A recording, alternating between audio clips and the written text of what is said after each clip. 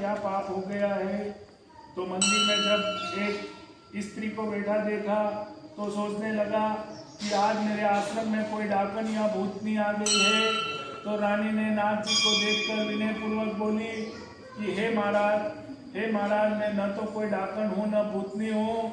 नमस्कार भक्तों, आज हम आए हैं राजसमंद के फरारा महादेव मंदिर, जो फरारा गांव में स्थित है। ये कुंतेश्वर महादेव मंदिर के नाम से प्रसिद्ध है। बड़ा भारी भव्य मंदिर है कुंतेश्वर महादेव मंदिर, जिसको लोग फरारा महादेव के नाम से भी जानते हैं। यह मंदिर बहुत ही बड़ा है और यहाँ पे श्रद्धालु बड़ी भारी मात्रा में आते हैं। यहाँ पे यात्रा की काफ़ी बसें आती है और मंदिर में बहुत ही अच्छा व्यवस्था कर रखी है। ये देखो, ये सब अलग अलग पार्ट बना रखे हैं जिसमें लोग बाग अलग एक साथ एकत्रित न होके अलग अलग से आ सकें। ये सब ब्लॉक बना रखे हैं जिसमें लाइन वार एक दूसरे को आगे बढ़े, इसलिए ये बहुत ही बड़ा भारी भव्य मंदिर है। मैं आपको पूरे मंदिर के दर्शन कराऊंगा और आज की कथा हमारी यहीं पे प्रारंभ होगी। और सभी से निवेदन है कि वीडियो पूरा देखें। बहुत ही अच्छा वीडियो बनाया गया है। आप सभी भक्तों के आग्रह पर आज मैं फरारा महादेव मंदिर, कुंतेश्वर महादेव मंदिर पर आए हैं। ये देखिए, बहुत ही खूबसूरत मंदिर और श्रृंगार। ये हाथी है, ये नंदी महाराज है और ये आज के महादेव कुंतेश्वर के भी दर्शन लाभ लीजिए। ये यहाँ पे वीडियोग्राफी बंद है पर हमने फिर भी आपको कोशिश करके बताया है। ये शिवलिंग सामने दिख रहा है, ये शिवलिंग का दर्शन करिए। जय महादेव, जय कुंतेश्वर महादेव। और मंदिर के मैं आपको चारों तरफ के दर्शन कराता हूँ। बड़ा भारी भव्य मंदिर है और ये बाहर त्रिशूल लगा हुआ है, नंदी महाराज विराजे हुए हैं। और अब हम कथा करेंगे और कथा के आखिरी में मैं आपको श्रृंगार के भी दर्शन कराऊंगा। महादेव जी का कथा के बाद श्रृंगार किया जाएगा, जो कथा में आपको श्रृंगार के दर्शन कराएंगे, जो यहाँ पे बहुत ही खूबसूरत किया जाता है। अब हम अपनी कथा का स्थान देखते हैं। ये लो, जय महादेव। बोलो मंचा महादेव की जय। एक समय कैलाश पर्वत पर जबकि चारों ओर 18 भाग वनस्पति फल फूल रही थी, सुंदर मंद सुगंधित हवा चल रही थी, ऐसे समय शिव जी तथा पार्वती जी एक सुंदर आसन पर विराजमान होकर इस छटा को देख रहे थे। श्री पार्वती जी बोली, हे नाथ, आज तो चौपड़बाजी का खेल खेलना चाहिए। महादेव जी ने कहा, ठीक है, पर इस खेल में छल कपट बहुत होता है, इसलिए हार जीत का साक्षी का निर्णय कौन देगा। तब तो पार्वती जी ने अपने अंग से मेल उतारकर उसका एक पुतला बनाकर बिठा दिया, जिसे महादेव जी सरजीवन कर बोले, हे पुत्रांगद, तो हम दोनों चौपड़बाजी का खेल खेल रहे हैं, सो तू हारने जीतने की साख बनना। पासे का खेल शुरू हुआ। महादेव जी ने 2 बार पासे फेंके और अंगद से पूछा, बता कौन हारा और कौन जीता। तो अंगद ने कहा कि आप जीते तथा पार्वती जी हारे। जब तीसरी बार पार्वती जी ने पासे फेंके और अंगद से पूछा, बता कौन हारा और कौन जीता। यद्यपि इस बार पार्वती जी जीती थी, परंतु अंगद ने सोचा, मैं महादेव जी को हारा कहूंगा तो वह मुझे श्राप दे देंगे। अतः उसने कह दिया कि महादेव जी जीते तथा पार्वती जी हारे। यह सुनते ही पार्वती जी को क्रोध आ गया और क्रोध में आकर अंगद को श्राप दे दिया, जा तू कोढ़ी हो जा और भटकता फिर। तब तो पार्वती जी के श्राप से कोढ़ी व दुखी हुआ अंगद इधर उधर भटकने लगा।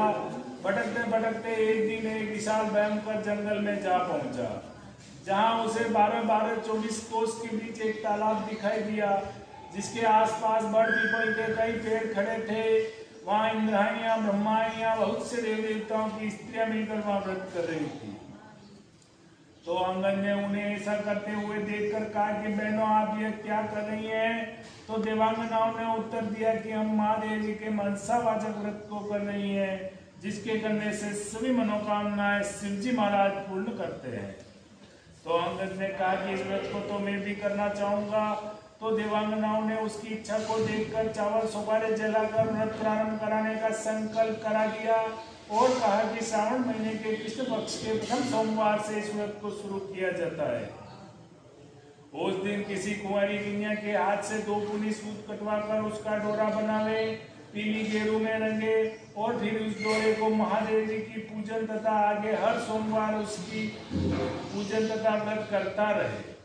फिर कार्तिक सुदी चौथ के दिन उसका उजमना होवे। उस दिन 4.25 सेर आटा, 1.25 सेर घी, 1.25 सेर गुड़ का गांव में तोल बूझ कर चूरमा बनावे और महादेव जी के भोग धरकर 4 बराबर भाग कर लेवे। प्रथम भाग शिव जी को निमित्त कर देवे, अर्थात किसी नाथ को दे देवे, दूसरा भाग किसी ब्राह्मण को दे देवे, तीसरा भाग किसी गौ को खिला दे और चौथा भाग आप स्वयं प्रसाद के तौर पर ग्रहण करें। शेष बिना राजा रंग के छोटे बड़े का भेदभाव किए सबको बराबर बराबर बतरा देवे। और डोरा जो बनाया जाता है जब तक व्रत करे स्वयं धारण करे और उद्यापन के बाद उसे जल में पधरा देवे। बस यही इस व्रत का विधान है। तब तो अंगद ने नियमानुसार मनसावाचक व्रत शुरू किया। लगातार 4 वर्ष तक करता रहा। इधर एक दिन बैठे ही बैठे पार्वती जी को अंगद की याद आई और वियोग से घबराकर महादेव जी से कहने लगी कि हे नाथ कोई ऐसा उपाय बतलाइए जिससे कि अंगद घर वापस लौट आए। तो भगवान शंकर जी पार्वती जी से कहने लगे कि हे प्रिय तुम मनसावाचक व्रत करो, तुम्हारी इच्छा अवश्य पूरी होगी। तो तब तो पार्वती जी ने विधि अनुसार डोरा बनाकर व्रत प्रारंभ किया और लगातार 4 वर्ष तक करती रही। और जो ही व्रत समाप्त हुआ अंगद कोढ़ रहित होकर विचरण करता हुआ पार्वती जी से आ मिला। वो पुत्र को देखते ही पार्वती जी खुशी के मारे हंसने लगी, परंतु अंगद ने सोचा मैं माता जी के बिना बुलाए लौट आया हूँ, यह जानकर हंस रही है, इसलिए वह गुस्से में भरकर वापस लौटने लगा। तो पार्वती जी ने उसको उठकर पकड़ लिया और बोली कि हे बेटा फिर से तू कहाँ जा रहे हो? तो अंगद बोला कि हे माता मैं बिना बुलाए लौट आया हूँ, यह जानकर आप हंस रही है इसलिए मैं वापस जा रहा हूँ। तो पार्वती जी बोली नहीं बेटा मैं तुम्हारे आने से नहीं हंसी हूँ, मैं तो मनसावाचक व्रत के प्रभाव को देखकर हंसी हूँ जिसे कि मैंने तुम्हारे मिलने की इच्छा से किया था। तो अंगद ने कहा कि हे माता यह व्रत तो मैंने भी किया है। तो पार्वती जी बोली अच्छा बेटा तूने यह व्रत किया तभी तो तेरे श्राप का प्रभाव नष्ट हो गया और यह व्रत मैंने किया जिससे मुझे खोया वो पुत्र फिर से आकर मिल गया। परंतु बेटा अब तेरी क्या इच्छा है तो मुझसे कह। तो अंगद बोला कि हे माता मेरी इच्छा है कि मैं उज्जैन का राजा बनूं। तो पार्वती जी बोली अच्छा बेटा तो अभी उज्जैन चला जा, वहां का राज्य तुझे मिल जाएगा। तो माता का आशीर्वाद पाकर अंगद वहां से चला, इधर उज्जैन जा पहुंचा। इधर उज्जैन के राजा ने अपनी इकलौती कन्या का स्वयंवर रखा था और शर्त रखी थी कि हथिनी जिसके गले में वरमाला डाल देगी राजकन्या का ब्याह उससे कर दिया जाएगा। अतः स्वयंवर के ठीक समय पर एक हथिनी को श्रृंगार कराकर तथा उसकी सुंड में वरमाला देकर कहा गया कि हे हथिनी तू देवी के समान है। अतः इस सभा में जो तुम्हें राजकन्या के योग्य वर दिखाई दे, जो राज्य उज्जैन का राज्य अच्छी तरह संभाल सके उसके गले में वरमाला डाल दे। हथिनी माला लेकर चली। इधर जहां अंगद बैठा था वहां पहुंचकर उसके गले में वरमाला डाल दी। यह देखकर लोगों ने कहा कि यह न मालूम कौन है, हथिनी चूक गई है। अतः इस लड़के को अंगद को वहां से हटा दिया गया और फिर हथिनी को माला देकर कहा गया कि हे हथिनी इस सभा में जो तुम्हें राजकन्या के योग्य वर दिखाई दे, जो उज्जैन का राज्य अच्छी तरह संभाल सके उसके गले में वरमाला डाल दे। तो तब तो हथिनी दूसरी बार माला लेकर अंगद के पास पहुंचकर फिर से उसी के गले में वरमाला पहना दी। तो लोग कहने लगे कि यह हथिनी इस लड़के से परख गई है, अतः उसे दरवाजे से बाहर बिठा दिया गया।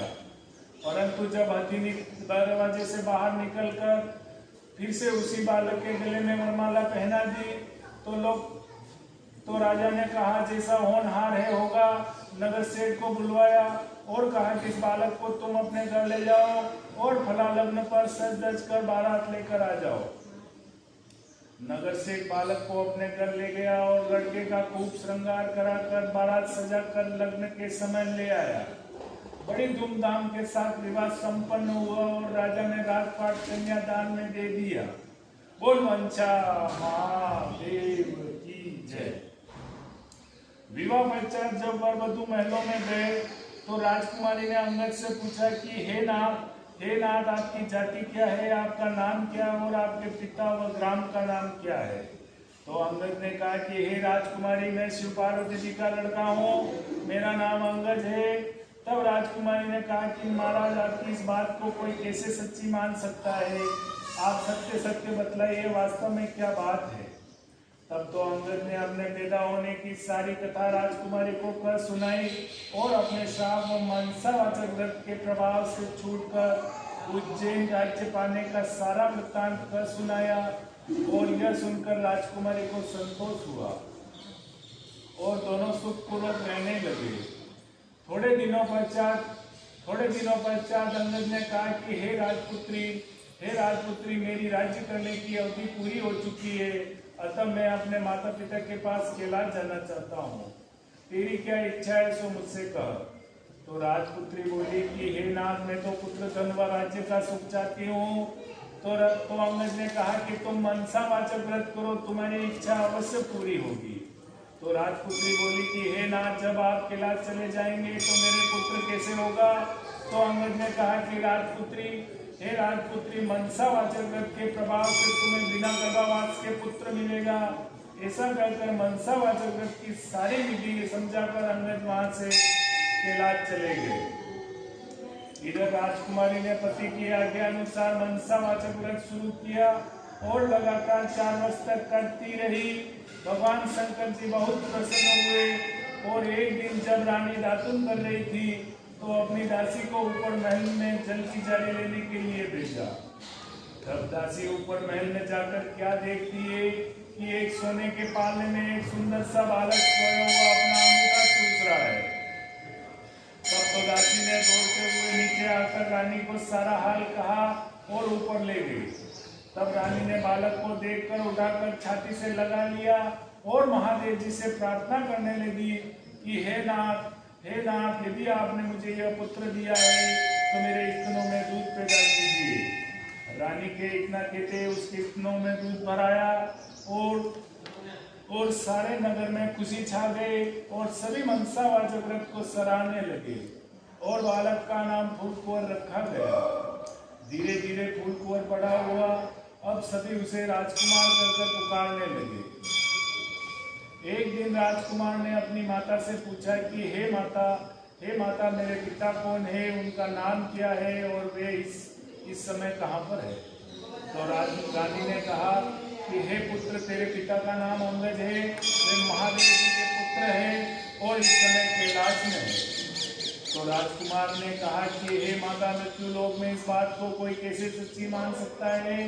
तब तो रानी ने अंगद की उत्पत्ति और अपने श्राप और मनसावाचक व्रत के प्रताप से उज्जैन राज्य पाने की सारी कथा कर सुनाई और उनकी स्वयं की उत्पत्ति की आदि बातें कर सुनाई और कहा कि हे पुत्र, मनसावाचक व्रत करने वाले मनुष्य के लिए कोई भी बात असंभव नहीं है।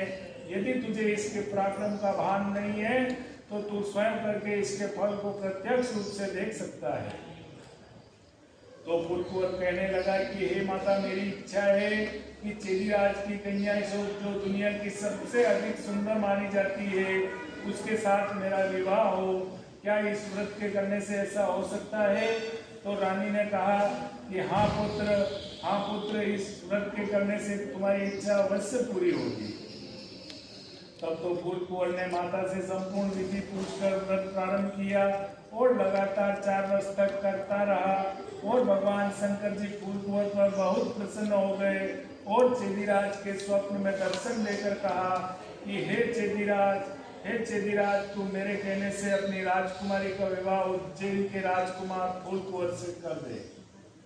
तो चेदीराज ने भगवान शिव जी के वचन सुनकर अपनी कन्या का विवाह उज्जैन के राजकुमार फूलकुंवर से कर दिया। अब तो फूल कुंवर भी राजा हो गया था। एक दिन राजा फूल कुंवर शिकार खेलने के लिए वन में गया और उसको कोई शिकार हाथ न आया और भूख प्यास के व्याकुल होकर एक बाग में आराम करने लगा। देव योग से वहां पर कोई ब्राह्मण आ पहुंचा और राजा को पंचांग सुनाया कि आज कार्तिक सुदी चौथ है, अर्थात मनसावाचक व्रत के उजलने का दिन है। तो राजा ने कहा कि हे विप्रराज, मुझसे तो भूल हो गई है, आप मुझे भी पूजन करा दें। तो ब्राह्मण ने पूजा के लिए शहर में रानी के पास खबर भेजी कि राजा साहब शिकार के लिए वन में ठहरे हैं। आज उनके कार्तिक शुद्धि चौथ के उजलने का दिन है, इसलिए 4.25 सेर आटा, 1.25 सेर घी, 1.25 सेर गुड़ का चूरमा बनाकर मंगवाया है। इस पर रानी ने सोचा कि फौज के कई आदमी साथ है, इतने से चूरमे से क्या होगा, इसलिए उसने गाड़ी भरकर चूरमा भेज दिया। नियम विरुद्ध अधिक सामान होने से महादेव जी ने कोप करके राजा के स्वप्न में दर्शन देकर कहा कि हे राजा तू अपनी रानी को राज्य से निकाल दे, नहीं तो मैं तेरे राज्य को नष्ट भ्रष्ट कर दूंगा। तब तो राजा ने प्रमाण अनुसार दोबारा चूरमा बनाकर व्रत पूरा किया और महादेव जी के कथन अनुसार रानी को महल से निकलवा दिया। अब रानी किले से रवाना हुई। थोड़ी दूर जाने पर उसे दीवान मिला। दीवान ने पूछा कि रानी जी आप कहाँ बता रही हो? तो रानी ने सब बात बताई। तब दीवान ने कहा कि मैं राजा साहब को 1-2 दिन में मना लूंगा, तब तक आप मेरी हवेली में पधारिए। रानी जो ही दीवान की हवेली में गई तो दीवान अंधा हो गया। तब तो दीवान ने भी हाथ जोड़कर कहा कि आप यहाँ से पधारिए। अब रानी वहां से रवाना हुई तो उसे नगर सेठ मिला। उसने भी यही पूछा कि राजा साहब को 1-2 दिन में मना लेंगे, तब तक आप मेरे घर में भी रहेंगे। जो ही रानी नगर सेठ के घर में गई तो नगर सेठ की उंगलियां चलना बंद हो गई और कई तरह के उपद्रव होने लगे। तब तो नगर सेठ ने भी हाथ आप यहाँ से पधारिए। अब रानी आगे चली तो राजा जी का कुमार मिला। उसने भी यही कहा। उसे भी दया आ गई और रानी को कहा कि आप मेरे घर में चलिए। तो रानी के वहाँ जाते ही कुमार बाबा बैठ गया और उससे सारे बर्तन फूट गए और कुमार स्वयं अंधा हो गया।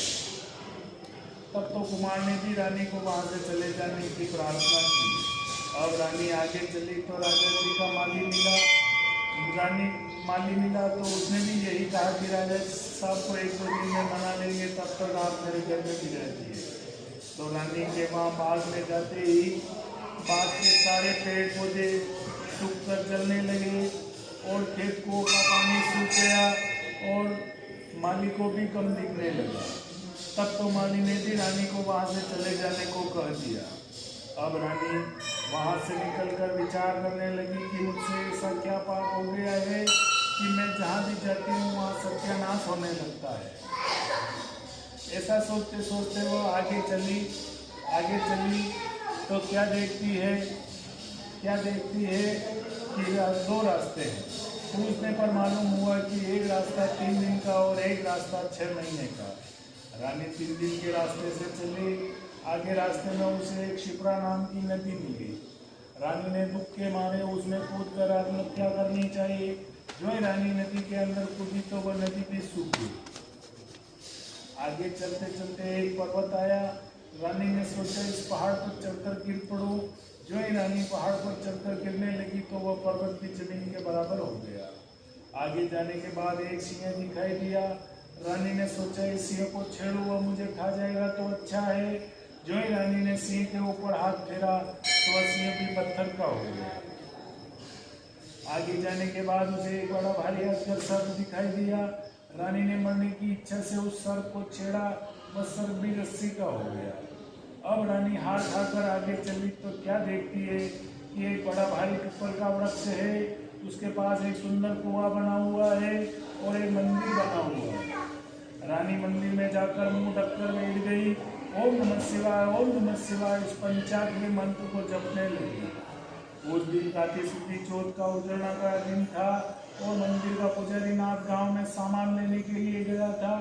वहां पर उसको कुत्तों ने काट दिया। तो पुजारी नाथ विचार करने लगा कि आज मेरे आश्रम में ऐसा कौन पापी आ पहुंचा है जिसके कारण यह उत्पात हुआ है। तो नाथ जी ने जब एक मंदिर में आकर एक स्त्री को बैठा देखा तो सोचने लगा कि आज मेरे आश्रम में कोई डाकन या भूतनी आ गई है। तो रानी ने नाथ जी को देखकर विनयपूर्वक बोली कि हे महाराज, मैं ना तो कोई डाकन हूँ ना भूतनी हूँ, मैं मानवी हूँ, आकाश की घेरी जमीन की फैली एक दुखी स्त्री हूँ। यदि आप मुझे धर्म की बेटी बनाओ तो मैं अपना सारा भेद कहूँ। ने यह स्वीकार कर लिया और तब रानी ने अपना सारा किस्सा कहा। फिर वहाँ से जाने लगी तो भूख प्यास के वह चल नहीं सक रही थी। तो नाथ जी ने उजड़ने का एक बाग का लड्डू दे दिया और लड्डू को देखते ही रानी को व्रत की याद आई। इतने में नाथ जी ने कह दिया कि आज कार्तिक शुद्धि चौथ है, अर्थात मनसावाचक व्रत का प्रसाद है। इसका नियम है कोई राजा हो तो अधिक प्रसाद न बनावे, इसलिए यह एक बाग का लड्डू। तब रानी को समझ में आ गई कि मैंने चूरमा ज्यादा भेजा था, इसलिए मुझ पर महादेव जी ने कोप किया है। ऐसा विचार कर रानी ने नाथ जी से कहा कि हे महाराज, इस व्रत को तो मैं भी करना चाहती हूँ। अब तो नाथ जी ने कहा कि यह श्रावण महीने का प्रथम सोमवार आ रहा है, उस दिन इस व्रत को तुम शुरू करना। तो रानी ने नियमानुसार व्रत शुरू किया और जब कार्तिक शुद्धि चौथ का दिन आया, नाथ जी गांव में जाकर सामान ले आए और सवा सेर गुड़, 4.25 सेर आटे का चूरमा बनाया और कुंवारी कन्या से पौनी सूती सूत कटवाया, डोरा बनाया, चूरमे के 4 भाग किए, शिव पार्वती जी की चित मन से पूजा की। इस प्रकार रानी को व्रत करते हुए 4 वर्ष हो गए और महादेव जी ने राजा फूलपुर के स्वप्न में दर्शन देकर कहा कि हे राजा, तो अपनी रानी को राज्य में बुलवा ले, नहीं तो मैं तेरे राज्य को नष्ट भ्रष्ट कर दूंगा। तब राजा ने कहा कि महाराज, अब रानी का कैसे पता लगेगा? आपकी आज्ञा से ही तो मैंने उसे देश निकाला दिया है। तो महादेव जी ने कहा कि हे राजा, तू अपने 4 विश्वासी नौकरों को पुर के दरवाजे भेज दे, वहाँ उन्हें बिना नाथों बैलों की गाड़ी मिलेगी, वे उसमें बैठ जावे, वह गाड़ी उन्हें वहीं पर ले जाएगी जहाँ पर तुम्हारी रानी है। प्रातःकाल होते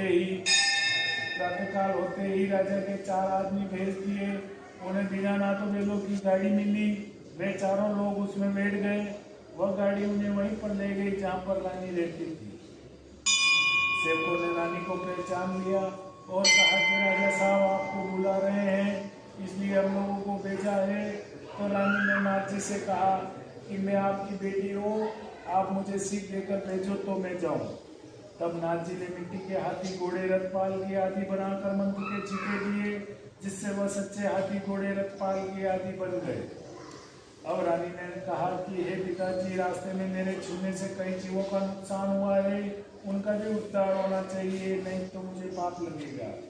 नाथ जी ने शिव जी के निर्मल्य स्नान कराए हुए जल की जारी बंद कर दी और कहा कि हे बेटी, तू ओम नमः शिवाय कहकर जल की जारी का जिस पर चिता डालेगी, वह पुनः अपने असली स्वरूप को प्राप्त हो जाएगा।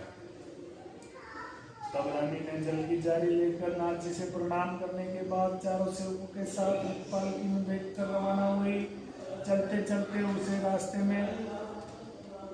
में वह सर्प आया जो उसके छूने से रस्सी हो गया था। तो रानी ने ओम नमः शिवाय कहकर जो ही जल की जारी का छींटा दिया तो वह सर्प पहले जैसा सर्प बनकर चलने लगा। आगे वही सिंह जो पत्थर होकर पड़ा मिला। रानी ने ओम नमः शिवाय कहकर जो ही जल की जारी का छींटा डाला तो वह जीवित होकर गरजता हुआ वन में चला गया। आगे वही पहाड़ आया जो रानी के स्पर्श से जमीन में धंस गया था। तो रानी ने ओम नमः शिवाय कहकर जो ही जल की जारी का छींटा मारा तो वह पहले जैसा पर्वत हो गया।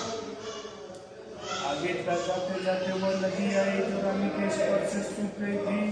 तो रानी ने ओम नमः शिवाय कहकर जो ही जल की जारी का छींटा डाला तो वह पहले जैसे गहरे निर्मल जल से बहने लगी। अब रानी ने पालकी फौज आदि को किले में भेज दिया, खुद उस बाग में गई जो उसके कारण सूख गया था। तो बागवान ने रानी को देखकर कहा कि हे रानी जी, आप फिर से क्यों आ रही हैं? पहले आपके कारण यह बाग सूख गया था। परंतु रानी के समझाने बुझाने के बाद माली ने फाटक खोला। अब रानी के ओम नमः शिवाय कहकर जो ही जल की जारी का छींटा डाला तो सूखा हुआ बाग अच्छा हरा भरा बगीचा हो गया। फिर से वहाँ पर कोयले बोलने लगी, नाना प्रकार के फल फूल दिखाई देने लगे और खेत कुओं का पानी भी जल भर आया। और अब रानी वहाँ से कुम्हार के यहाँ पर पहुँची, जो अंधा हो गया था। तो रानी ने ओम नमः शिवाय कहकर जो ही जल की चाय का छींटा डाला तो कुमार की आंखें खुल गई, सर्वत्र आनंद छा गया और कुमार के सारे बर्तन सोने चांदी के हो गए। तब कुमार ने कहा कि रानी जी, ये सोने चांदी के बर्तन हमारे पास कौन रहने देगा। तब रानी ने कहा कि हे, इसमें से 4 बर्तन ले जाकर तू राजा जी को भेंट कर देना, शेष तू रखना, यह मेरा हुक्म है। इस प्रकार रानी नगर सेठ के यहाँ पर गए तो नगर सेठ की उंगलियां सिकड़ने लगी, व्यापार में लाभ होने लगा।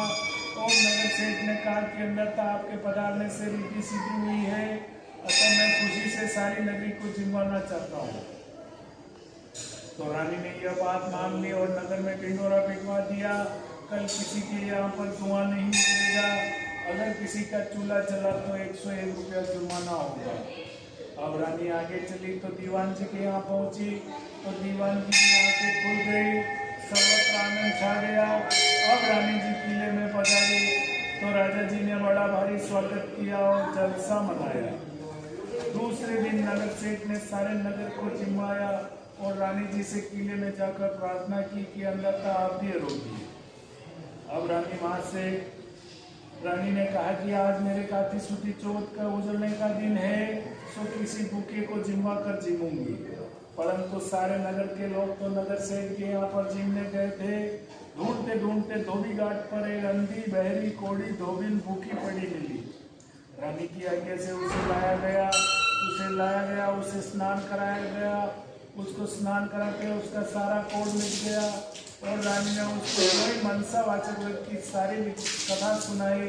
कथा सुनाते उसके लिए स्वर्ग से विमान आया और बुरी धोबी कथा सुनने, प्रसाद लेने मात्र से सदैव के लिए वैकुंठ चली गई। इस प्रकार राजा रानी हर साल मनसावाचक व्रत करते रहे, संसार के सभी सुखों को भोगते रहे। अंत में पुत्र को राजगद्दी देकर शिवलोक सिधार गए। बोल मंचा महादेव की जय। इस प्रकार मनसावाचक व्रत अर्थात शिव पार्वती व्रत की बड़ी भारी महिमा है। श्रावण महीने के प्रथम सोमवार से कार्तिक शुक्ल चौथ का यह सर्व मनोवांछित फल देने वाला है। बोल मंचा महादेव की जय। बोलो महादेव की जय।